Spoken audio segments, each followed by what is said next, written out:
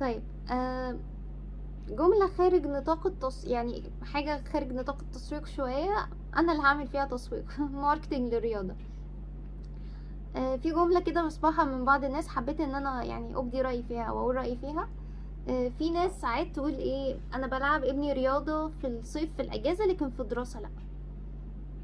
في دراسة، في مذاكرة، وفي شغل وبس طيب، احب اقول وجهة نظر انه الرياضة اهم في الدراسة من الاجازة. مش هقول على نفس قدر الاهمية، ده هي اهم. ليه بقى؟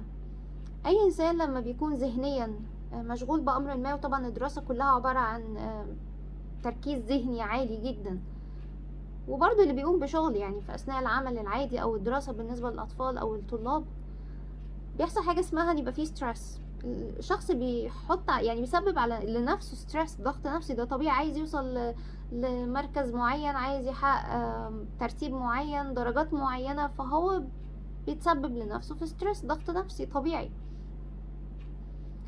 فازاي هيعمل ريليس للستريس؟ ازاي هيقدر انه يخرج الستريس ده من جسمه؟ في يقول مثلا ايه، لا ما انا في الويك اند بديله التعب يلعب ولا فيديو جيم.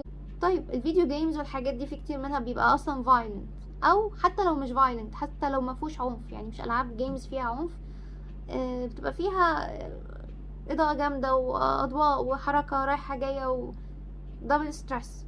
في حاجة اسمها دبل ستريس، انت عملت له ضغط عصبي مضاعف.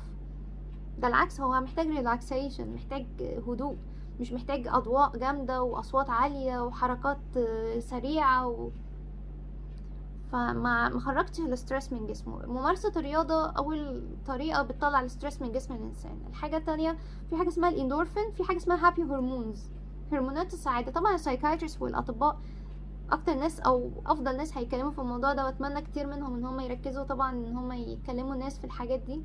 أكيد في كتير منهم بيتكلموا في المواضيع دي طبعا، بس يمكن المواضيع دي محتاجة تركيز كمان أكتر.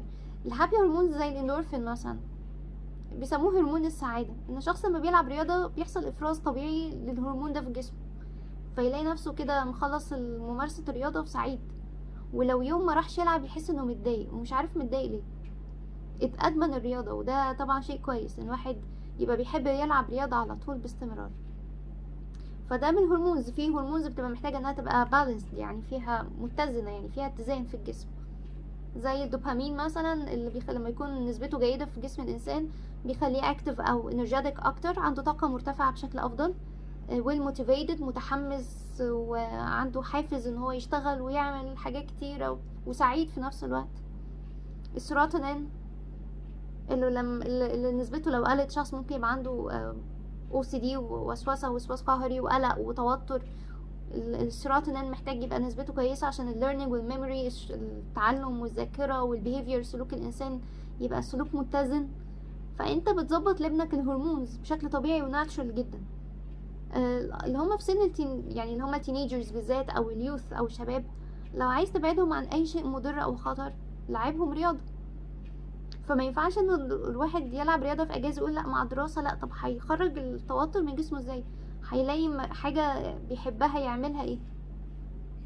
فحتة الفيديو جيمز والحاجات دي اوكي ممكن، بس طبعا تبقى ما فيهاش حاجة فيها ضغط عصبي. لكن الرياضة دي حاجة تانية خالص. خليني اقول ان في اطفال بيبقى عندهم حاجة اسمها ال ADHD او ال Attention Deficit and Hyperactive Disorder، وبرضه psychiatrists احسن ناس يتكلموا في المواضيع دي، اللي هي بيسموها تشتت الانتباه وفرط الحركة. فبيتم شكوى منهم في المدرسة. الطفل ده ما بيقعدش، بيتحرك كتير، عامل مشاكل، ما بيركزش، ما بيتابعش. هو بيبقى طبيعة فيه ان هو عنده يعني السمة دي. الرياضة بتساعد جدا في المواضيع دي. ليه بقى؟ لان هو عنده طاقة عالية وهو قاعد طول الوقت في المدرسة مجرد متلقي. وده طبيعي ان الطفل بيكون متلقي او الطالب متلقي، مش قادر يطلع الطاقة اللي جواه، يا دوبك فترة البريك بس. فانت هتخليه طاقته مكبوتة طول الوقت؟ لا. لو وديته يلعب رياضة بيطلع الطاقة دي، فيروح تاني يوم المدرسة هادي، قادر يبقى قاعد هادي ومستقر في مكانه ومركز. عايزة اقول لكم ان الرياضات كتير منها واغلبها بيساعد على فكرة الكونسنتريشن او التركيز. يعني في اطفال بيبقى عندهم تشتت انتباه، ما يعرفش يركز على المعلومة، ما يعرفش يركز كويس لما حد يديله اوردر انه يعمل حاجة، ما بينتبهش كويس. الرياضة بتساعد على ده. انا بتكلم على رياضة انا اعرفها مثلا، لعبة التنس الكورة نفسها، حركة الكورة قدام عين الواحد رايح جاي بتخليه لازم يركز، ما هو لو مركزش مش هيعرف يلعبها، ولو مركزش مش هيعرف يوجهها في الاتجاه الصحيح.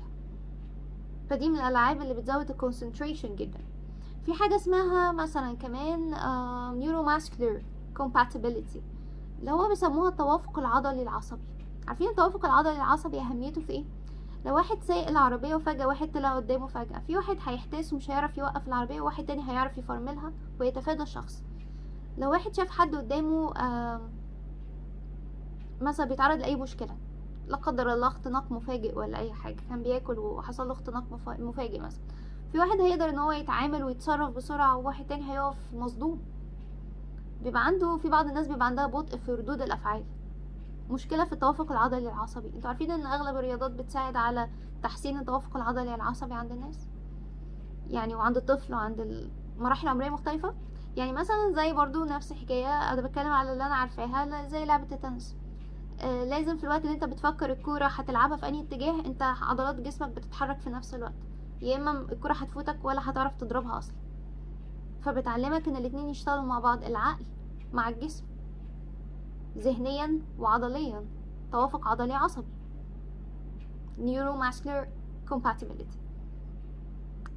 فالرياضة مش أهميتها كده بس. في ناس لو ولادهم بيحققوا مكاسب رياضية وبيحقق رانك عالي وبيكسب ماتشز، يقول له خلاص انت هتكمل. يلاقيه بيخسر، يقول له لا انا هسحبك، ما انت مش عارف تحقق حاجة. الرياضة أهميتها أبعد بكتير من مجرد ماتشز وكومبيتيشنز. أوكي، حلو إن الطفل أو اللاعب يقدر يحقق رانك عالي ويوصل لبطولات وماتشز، إذا قدر كويس، إذا كان في إمكانياته إنه يصل لهذا، ده شيء رائع. لو كانت إمكانياته إنه ما يقدرش، سيبه يلعب، سيبه يلعب برضه، لأن أهمية الرياضة أبعد بكتير من مجرد ماتشز. كل الناس بتيجي في مرحلة عمرية بتعتزل، أرادت أو ما أرادتش بتصل لمرحلة عمرية لازم تعتزل، لكن اللي بيفضل معاها الأثر الإيجابي اللي كان نتج من ممارسته للرياضة منذ صغره. أولها إنه جهازه المناعي بقى قوي، لما يصل لمرحلة عمرية كبيرة عضلات جسمه مناعيا يبقى أفضل من اللي قده. يعني تلاقي واحد مثلا بسم الله ما شاء الله كده واصل لمرحلة عمرية يعني كبير في السن وشكله أصغر وصحيا أفضل من ناس أصغر منه، هو كان بيمارس رياضة من صغره، التانيين ما كانوش بيمارسوا رياضة، فهو يبقى أفضل منه برغم ان هم اصغر منه بمرحلة. فالرياضة بتساعد الجسم ان هو to resist، يقاوم الامراض، يقاوم اي حاجة زي مراحل عمرية مختلفة. الرياضة مكاسبها ومنافعها ابعد بكتير من مجرد مكسب مباراة او خسارتها. سيب ابنك يلعب رياضة صيف شتاء، هتفرق معاه جدا، وانت بتبني له جسمه وبتأسس له جسمه منذ الصغر. زي كده التغذية السليمة، زي التعليم، الرياضة مهمة عشان لما يكبر هو يعني انت هتعرف ان انت قد ايه كان ليك اثر ايجابي بانك خليت ابنك يلعب رياضة. شكرا لكم.